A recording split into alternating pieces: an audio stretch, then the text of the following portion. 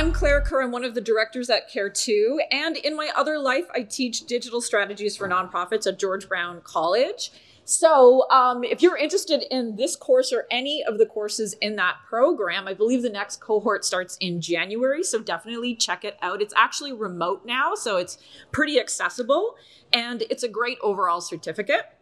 But before we get started, this presentation has a lot of data in it, and there are going to be stats and references on the screen. But don't worry, you can grab the slides from this website address. It's also in the app.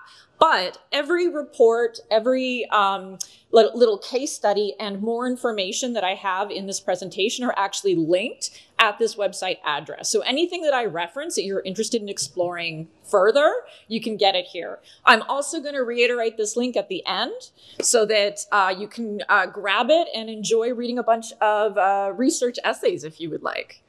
Some people are data wonks, and that's okay. Okay, so the reason that we're here, you are interested in learning more about effective messaging that has a proven result on digital conversion goals. And that is definitely something that I'm obsessed with too. We saw great case studies this morning that were talking exactly about how to get people to convert to things that they're interested in. A lot of the results that I'm going to share today actually surprised me, and I'm excited to talk about them. And I really hope that this opens up a conversation about how we convert people to take the actions that we want them to take online, that we can continue not just today, but also tomorrow at the conference. So everybody, and I know that this is true, you might be looking at your phone right now and realizing it yourself, we've all stopped engaging with, or we've unfollowed, or we've unsubscribed from a brand or an organization that we once really cared about. Attrition happens to all marketers. Doesn't matter if you're Nike, Pepsi, or if you are Sick Kids Foundation. I think where we get stuck is that we can't figure out how to determine what makes our audiences, what our audiences consider to be relevant. What are they looking for? Do they want videos? Is it the platform that's the issue? Is it discounts that they want? Do they want codes, for shopping? Is it celebrity endorsements? Do they want better storytelling? We are always struggling to figure out how do we stop people from navigating away from what we have and then going off into the ether. So hopefully, I think we are going to try to answer that question today. And I want to break down for you what to expect in the next 30 minutes. So we're going to dive into first the research around why interactive content is used by marketers, especially nonprofits. We are going to look at what we've discovered that proves why certain messages are better at others at converting supporters into action and into donations specifically. And we're also going to look at the results of a larger case study with the Society for the Prevention of Cruelty to Animals International. Again, at the website I had mentioned earlier, there are a couple other case studies linked as well, so you can dive into those afterwards. We'll be looking at one today.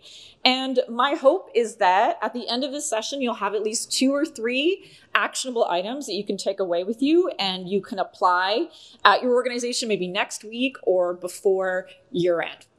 So first, before we talk about that, who are we targeting with our messages? Okay, fundraisers in the room, fundraising professionals. You already know this. It's like burned into your brain. There's only 3 ways to raise more money. Only 3 ways. First, get more new donors, right? Isn't that wonderful? I love that because I'm in the realm of acquisition. That's what we do at Care2.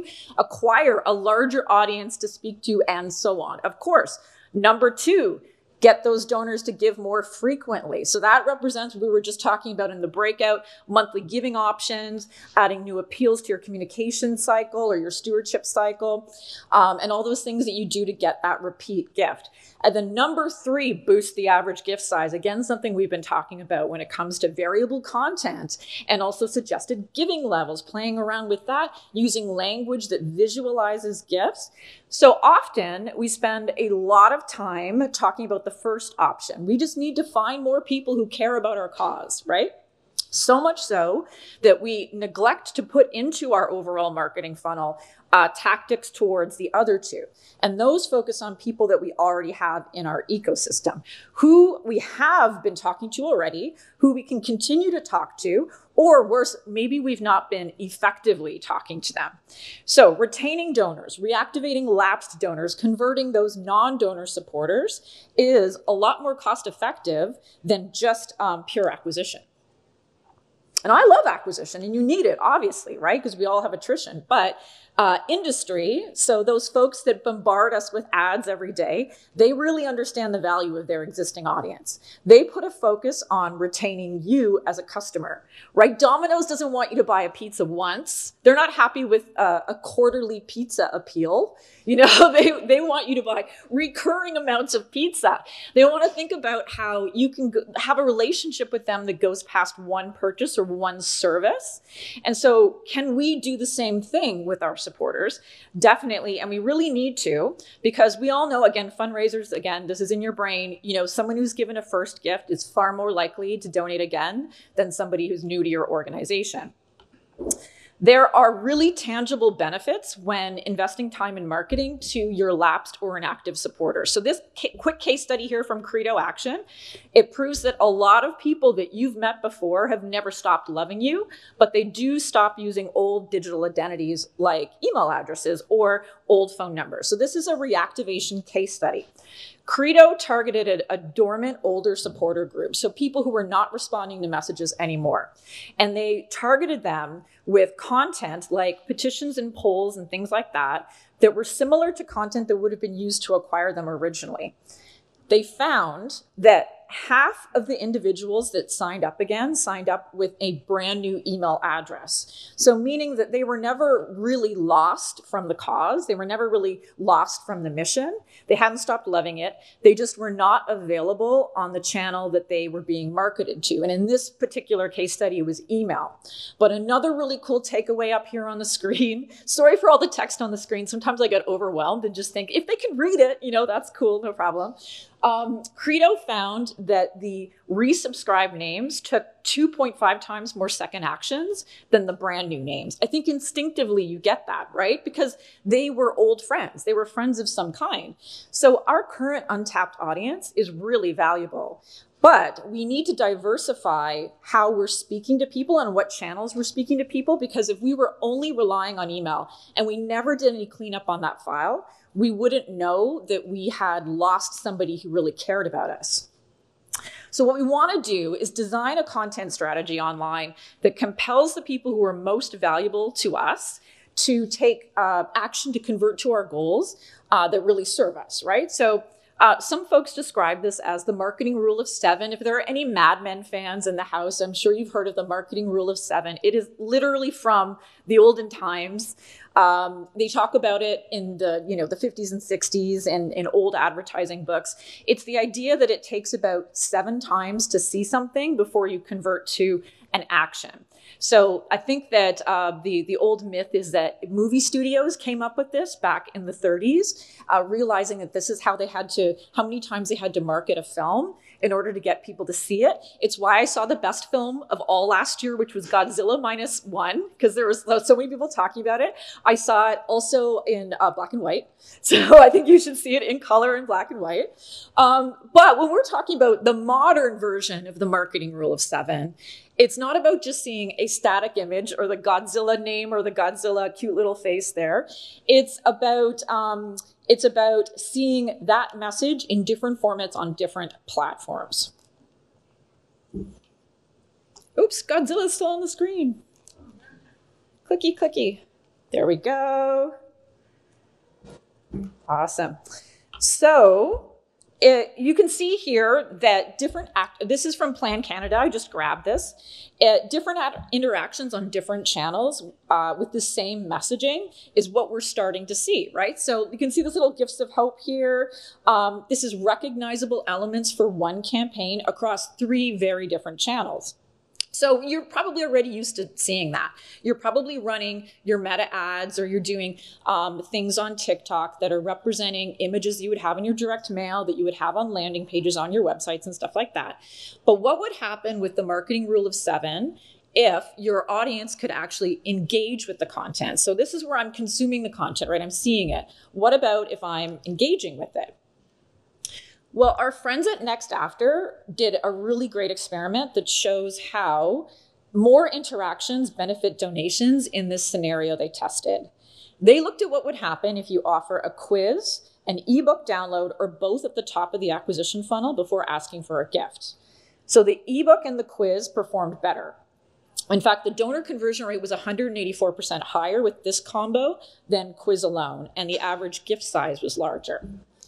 So that's just one example, just one experiment. It probably won't surprise you to learn that it's not necessarily just the channel or the message that matters, it's also the type of content. And marketers know that interactive content is more likely to compel you to take a suggested action than passive content. So this is the case, Google Maps. Who looks up stuff on Google, zooming in with your fingers, to kind of check and see like the hotels, see what they look like. I'm going to engage with that content longer and more likely to move on to the next step because it's interactive. So what is interactive content in this context? Essentially, it's content that requires the audience to participate as opposed to passively reading, listening, or watching. So what you're doing is you're offering your audience a richer and more entertaining experience to sort of keep them interested in your mission, which ideally the content is reflecting your mission, vision, and values. So maybe you have, who's taken a quiz online to match your foundation? Does that actually work? Has anyone done one of these? Yes, did it match? Wow, okay, cool. Or maybe you've done try to determine what flavor of coffee is best for you, right? It's really no surprise that when you survey marketers in industry, they say that all of them say that they work at least one interactive content opportunity into their overall marketing strategy. What these things all have in common here is that they center you as the prospect. So it's not talking about the company itself, it's talking about your desires and your interests. And we just saw a great example of that with World Animal Protection. It's not necessarily saying we are doing this or we're selling you that. It's speaking to the needs of the person who's engaging with that content.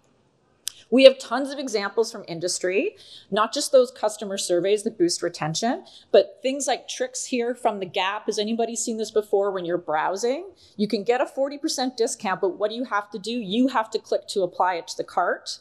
It's forcing you to interact with something to move you down that conversion funnel, right? I have to click to put this in here, so now I'm half committed. I might as well buy my 400th pair of black leggings. Why not? Let's go for it. I had to make active decisions while browsing. I wanted to put this in here. Some of the reasons we're typically using interactive content, I thought this survey was really illustrative. You can see lead generation here is definitely top, but look at educating the audience. Satisfying the audience's desire to educate themselves is one of the top reasons for interactive content. So marketers have realized that people that we talk to are craving participating in their own knowledge seeking.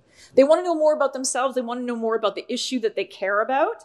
And people respond really well when they don't feel that they're being necessarily sold an opinion or sold an attitude, but that they're discovering their own opinion or discovering their own attitude. And that's what we want. We want that buy-in. The charitable sector wants that buy-in. We want that affinity match. I don't want a lead who raised their hand and gave me their email address if they don't actually have a good fit to my cause because they're not well qualified. I want people who actually care about what my organization cares about. I thought this was important to point out. We'll come back to it. Interactive content is not typically present in all stages of a donation or sales cycle. It's typically used during the awareness consideration stage. That's that relationship building stage. That shows that people don't necessarily take a quiz and then jam their credit card number in, Maybe you had to take the foundation quiz a couple times, or you had to see the ads a couple times before you actually bought it. Or maybe, you came back to it or you had a follow-up. So we'll come back to why that's important when we look at our case study. Okay, so what are we already doing?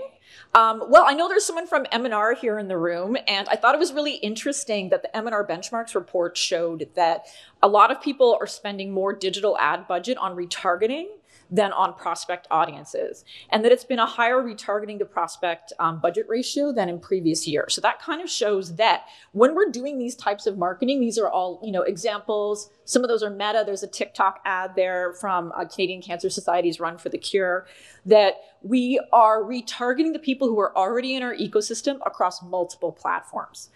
But wherever we are messaging people, it's never enough, right? It's never enough places. It's never enough eyeballs. If we could have our advertisements on the CN Tower, it would become a whole like Blade Runner type thing where there's ads just floating in the air. It's really never enough opportunities to market to people. So knowing that, here's the experiment, knowing that charities struggle with inactive or lapsed donors, and knowing that interactive content is good at converting to action, and knowing that the marketing rule of 7 asks for repeated content, we had a theory at care2.com about how we could give nonprofits another platform for retargeting, but make it exclusively interactive and see what's happening. So just to sort of set the stage, and the full case study is available on the website where you can see a bunch of examples. Care2.com is an online community. We have about 50 million members worldwide. I think about 3 million Canadians. People come to Care2.com because they want to take action for a social good. So maybe they want to participate in like signing a pledge. They want to create a petition. We get lots of victories from members that just go to Care2.com. But because there are so many millions of people on the platform, we wanted to see what kind of messages would convert people to action and which kinds would not. And there's a perfect opportunity to do that. So what we did is we built a platform that serves up interactive content like quizzes, surveys, and polls to people who visit care2.com. But first, we didn't want these to be Care2 polls and quizzes. We wanted all of the content to be controlled by the charity partners that we have. And then we also didn't want to target people randomly. We didn't want to show just me, hi, I'm Claire, and I'm seeing a random ad for a charity. I don't have an affinity to the content. Instead, we wanted to target everyone who was on that charity's list. So everyone who had already had a relationship with that organization.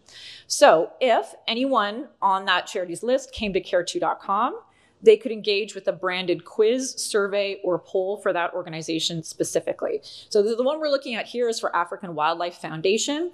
The images, the content, all of that comes from the organization. After completing the engagement, again, the next step, that comes from the charity. Some charities wanted to go to a donation opportunity. Some wanted to go to the website of the charity. All of those are kind of different depending on what your goals are as an organization.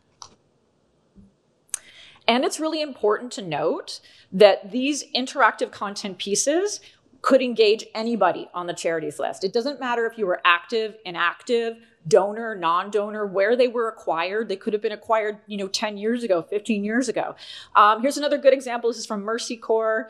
So what we wanted to do was make sure that all the images and the content that were used for these represented the goals of the organization. So the organizations told us what they wanted to ask people and to see.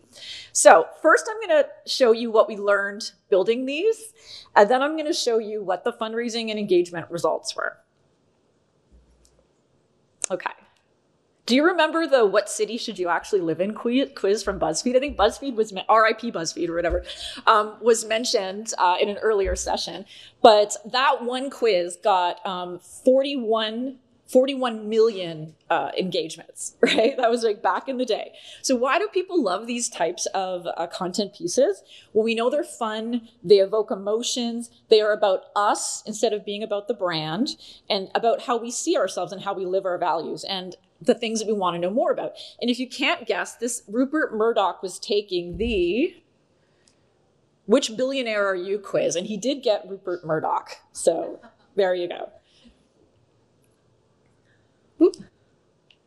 Okay, so as we started building these out for charities, we had millions of engagements. That means millions of individuals that were clicking through these things. And we quickly learned a lot about the content that performed best. So one thing that really surprised us, this is an example. This one is from, again, African Wildlife Foundation. It's about the gestation period of an elephant. Does anyone know the gestation period of an elephant? Well, you're bang on, because nobody knows the gestation period of an elephant. And one thing that surprised us was the more challenging the question, the less engagement we got. The more new or surprising information in the quiz, the less clicks. If people were very uncomfortable engaging with something when they don't know the answer, or if it challenged their perceived notions, right? The easy quizzes, the ones that we thought might even be a bit insulting to people, were smoking the education ones. The programmatic ones, like we would talk to charities and they would say, my programmatic goal is for people to understand X, Y, and Z. And talking about X, Y, and Z, people did not want to engage with it. But when it was stuff that was more like, do you love how big elephants are? People were like, yes, I do, and I want to know more. Tell me more, African Wildlife Foundation, right? And which is really interesting, because there was a disconnect between the people who had great affinity to the cause and what they wanted to engage with versus what organizations thought that they should be engaging with. And what we experience has been noticed many times before. There's tons of research that shows that people experience genuine pleasure when processing information that supports their beliefs. So another term for this is my side bias. So that means that if you confront people with information they don't already have buy-in for, that's less effective. When we designed quizzes with wrong answers, people would feel degraded and they wouldn't want to continue and do other interactive things. So if we ever made people feel like they were in an error state or that they weren't already correct in their head, we got a lot of less engagement. So how can we improve our interactive content? We learned how to flip our messaging to focus on the existing values of the supporter and to educate them without ever putting them in an error situation. So let's look at how we did that. Here's our elephant one over here that didn't do so well. We had to take it down. And so instead of asking the donor prospect if they know something that they don't have context for, like, hey, do you know some random facts? Instead, we told them a fact and we asked them how they felt about it. This was really effective in terms of messaging because it is using content the donor already has buy-in for.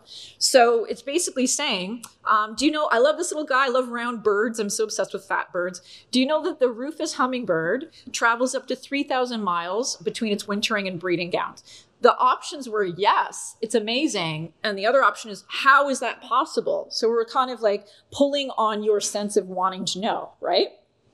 So we really don't want people to go out and change hearts and minds. What we found is that there were three really effective sort of types of digital engagement. One, the experience polar survey, allowing people to answer based on their personal values.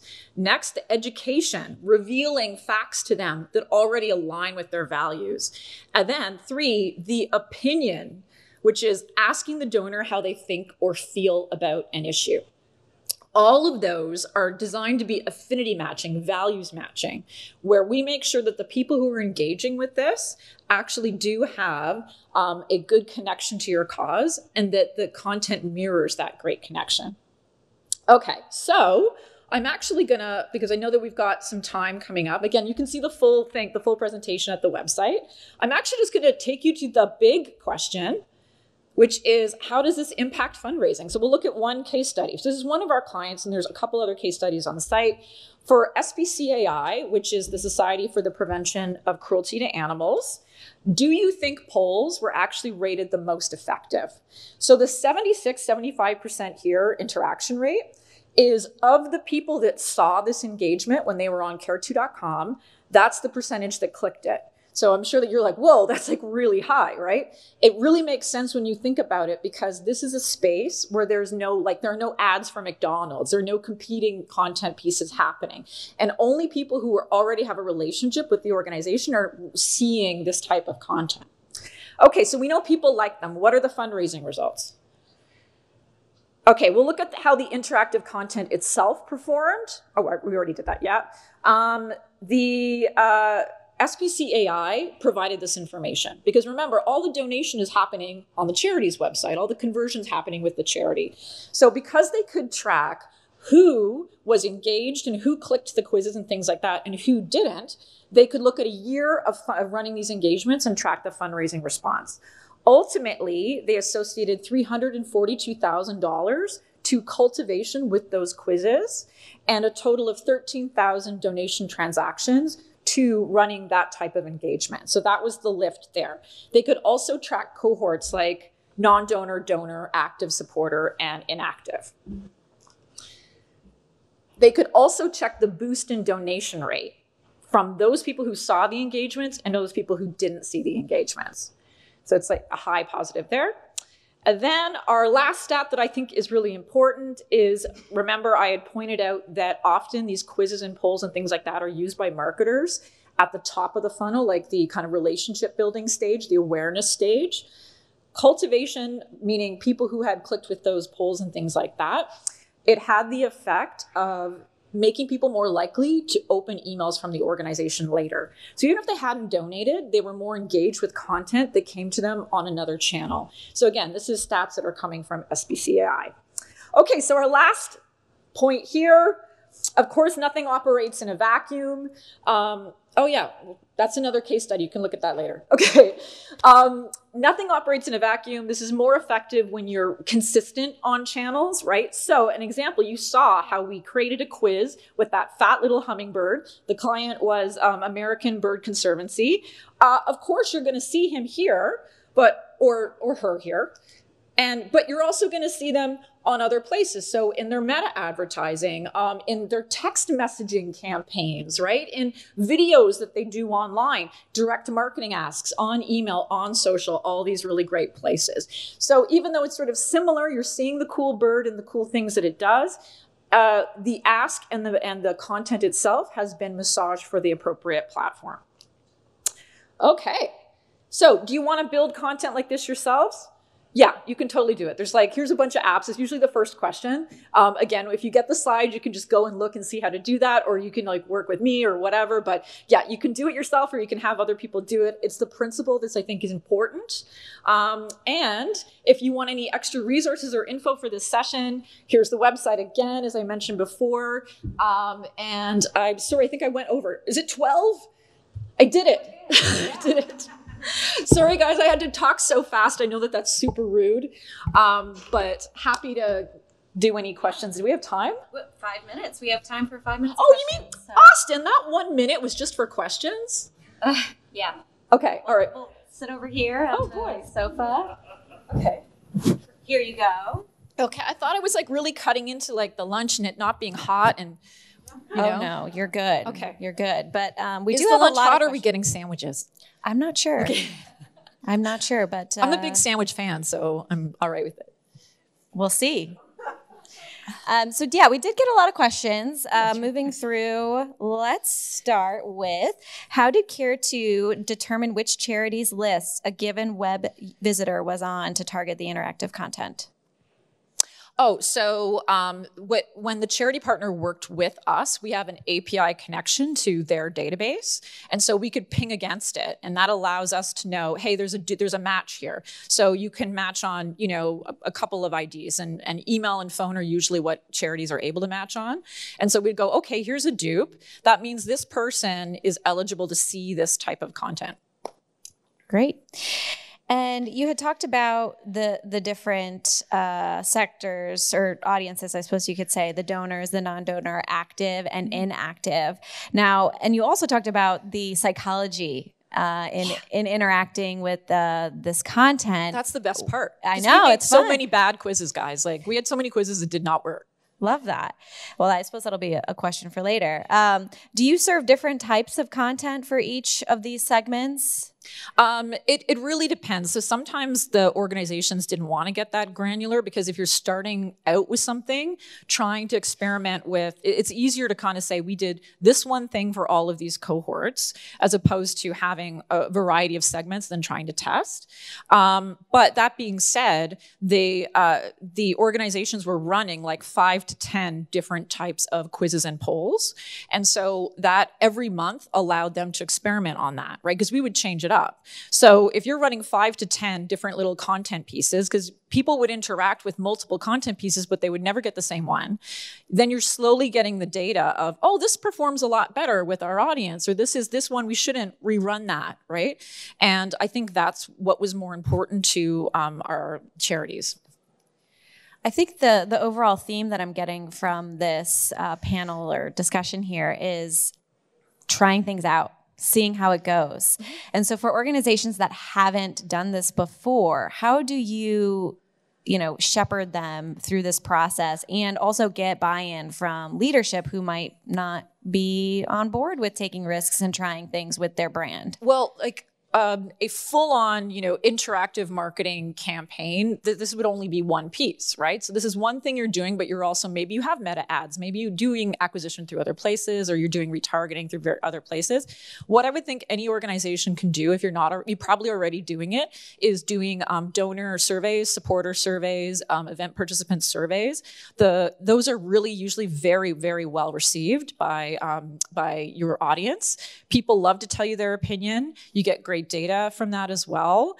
And that's like a starting out point to say, if you have a stewardship funnel and you're like, okay, so instead of just doing my quarterly donation appeal, and then not saying anything to anybody, maybe I'm going to have an impact story. And then maybe I'm going to have a cool event invite. And then maybe next I'm going to ask some questions about our audience.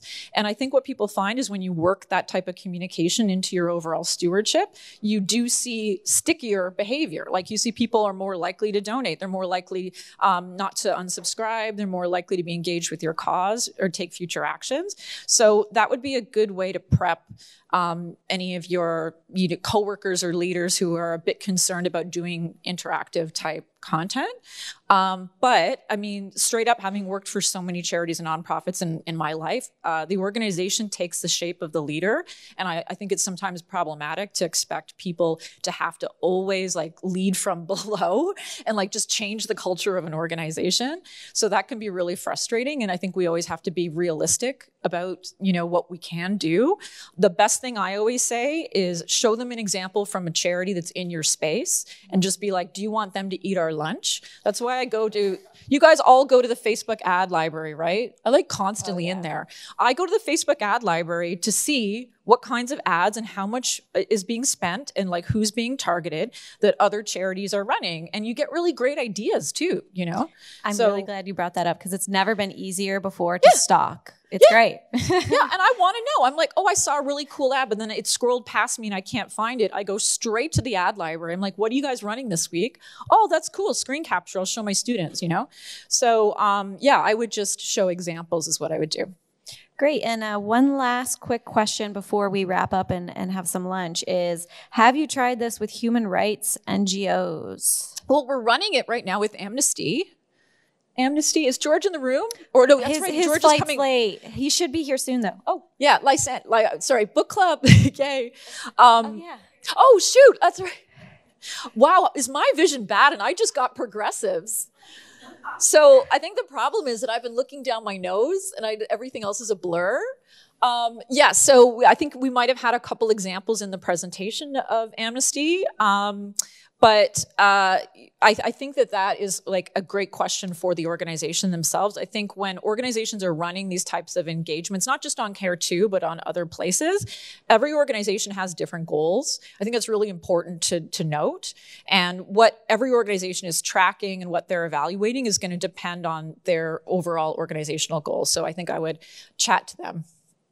Perfect. All right. Well, thank you so much, Claire.